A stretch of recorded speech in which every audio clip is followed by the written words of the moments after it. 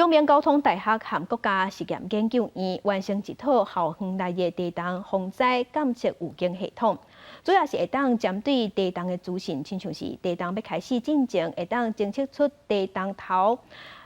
运用信号的分析，算出地动会有发生会有偌强，嘛赶紧发出警报，会当降低伤害。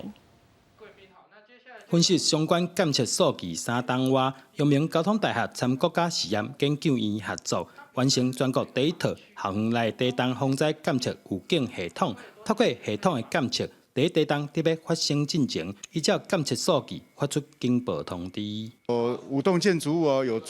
每一栋大概有装20个 sensor 哈。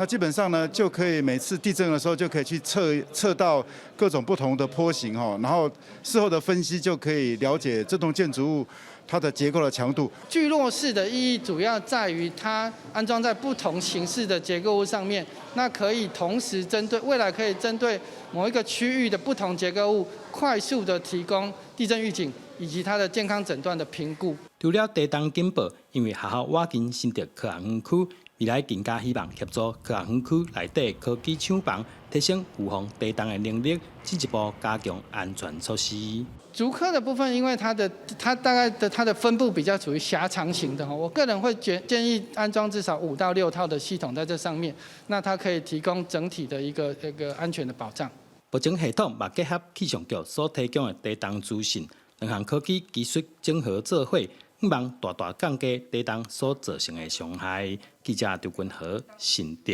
报道。